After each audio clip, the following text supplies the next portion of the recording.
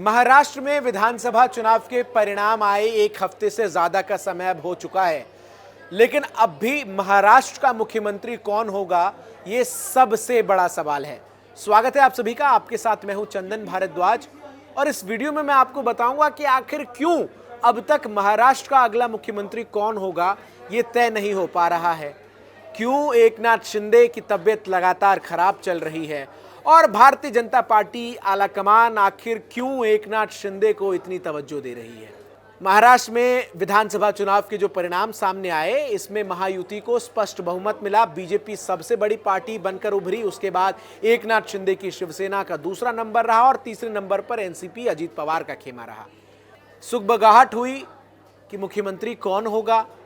जो तस्वीरें चुनाव परिणाम के दिन सामने आए, उसमें एकनाथ शिंदे देवेंद्र फडणवीस को मिठाई खिला रहे हैं, अजीत पवार को मिठाई खिला रहे हैं। एकनाथ शिंदे कह रहे हैं कि बीते 2.5 साल में हमारी सरकार ने और मैंने जो काम किया उसकी वजह से ये जीत हुई है, लेकिन बीच बीच में वो गठबंधन और महायुति जैसे शब्द जोड़ दे रहे थे। लाडली बहना योजना, जो लाडली लक्ष्मी योजना के नाम से महाराष्ट्र में चली, उस योजना को लेकर एकनाथ शिंदे क्रेडिट खुद तो देते हुए नजर आए और तमाम बयानों का सिलसिला जो है वो लगातार रहा। इन सबके बीच ये तो तय हो गया कि महाराष्ट्र से ये चर्चा जो है वो नहीं आगे बढ़ पाएगी कि मुख्यमंत्री कौन होगा, और इसीलिए भारतीय जनता पार्टी के आलाकमान ने, यानी कि केंद्रीय गृह मंत्री अमित शाह ने महायुति के तीनों बड़े नेताओं को दिल्ली बुलाया कि आइए बैठते हैं और चर्चा करते हैं मुख्यमंत्री कौन होगा।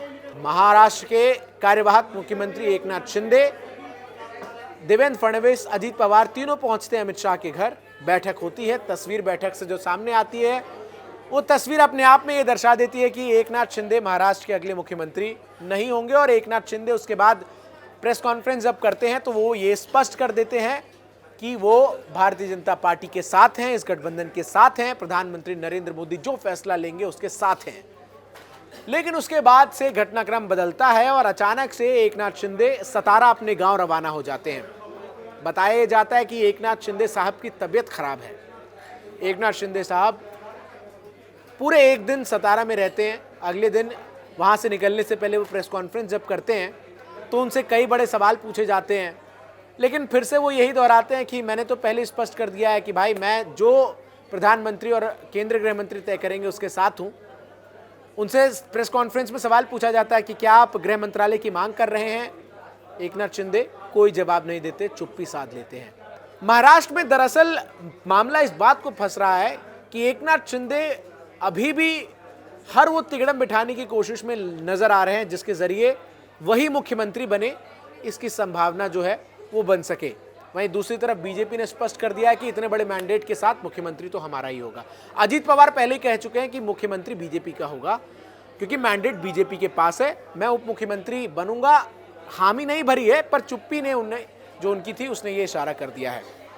दरअसल अब पेच फंस रहा है महाराष्ट्र में विभागों के बंटवारे को लेकर, जहां एकनाथ शिंदे की तरफ से यह मांग की जा रही है कि अगर वो मुख्यमंत्री नहीं बनते हैं तो उनके पास गृह मंत्रालय जो है वो उनको दिया जाए और वो उप मुख्यमंत्री और गृह मंत्री के तौर पर सरकार में शामिल होने को तैयार हैं। लेकिन देवेंद्र फडणवीस, पिछली बार भी गृह मंत्रालय उनके पास था और संभवतः बीजेपी इस बात को लेकर डिटरमिन्ड है कि गृह मंत्रालय जो है वो भारतीय जनता पार्टी अपने पास ही रखेगी और जो मुख्यमंत्री होगा उसके पास ही। अजीत पवार को बीजेपी ने संभवतः वही मंत्रालय दोबारा से देने का वादा किया है जो कि वित्त मंत्रालय उनके पास था।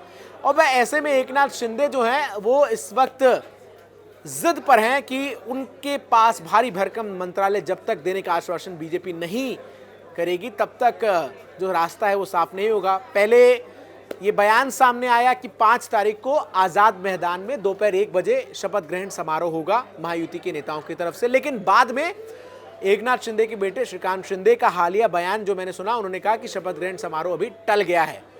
पेच फंस इसलिए रहा है क्योंकि एकनाथ शिंदे अभी भी अपने मांगों को लेकर लगातार बार्गेन के पोजीशन में नजर आ रहे हैं। बीजेपी एकनाथ शिंदे को इसलिए नहीं छोड़ रही क्योंकि इसके जरिए गलत मैसेज जाएगा, एक तो शिवसेना में दो फाड़ हुए और अगर एकनाथ शिंदे को साथ बीजेपी नहीं रखती तो एक गलत मैसेज जो है वो कहीं ना कहीं जाएगा, जो बीजेपी निश्चित तौर पर नहीं देना चाहती। इसलिए एकनाथ शिंदे को वो लगातार मनाने की कोशिश कर रही है। अभी तक बीजेपी के विधायक दल की बैठक ही नहीं हुई है और ऐसे में अब कयास इस बात को लेकर भी लगने शुरू हो गए कि क्या बीजेपी भी कुछ सरप्राइज कर सकती है। क्या एकनाथ शिंदे को कम करने के लिए देवेंद्र फडणवीस की जगह कोई और सरप्राइजिंग नाम जो है वो बीजेपी ला सकती है, जैसा कि मध्य प्रदेश में हुआ कि मैंडेट जो है वो शिवराज सिंह चौहान के नाम पर सामने आया, लेकिन मुख्यमंत्री डॉक्टर मोहन यादव बने वो नाम जो कि ज्यादातर लोग नहीं जानते थे। ऐसे में ये देखना अहम होगा कि आखिर किस तरीके से महाराष्ट्र में ये जो महायुति के बीच खींचतान है वो खत्म होगी। कौन केंद्रीय पर्यवेक्षक बनकर दिल्ली से महाराष्ट्र जाएगा, मुंबई में बीजेपी पार्लियामेंट्री बोर्ड की बैठक कराएगा। क्या देवेंद्र फडणवीस ही महाराष्ट्र के अगले मुख्यमंत्री होंगे और एकनाथ शिंदे उनके डिप्टी और अजीत पवार डिप्टी होंगे, या फिर एकनाथ शिंदे कुछ और सोच रहे हैं, उनके दिमाग में कुछ और चल रहा है? ये तो आने वाला वक्त ही बताएगा। फिलहाल महाराष्ट्र की राजनीति से जुड़ी हर अपडेट आप इंडिया न्यूज़ पर लगातार हमारे साथ जुड़कर देख सकते हैं।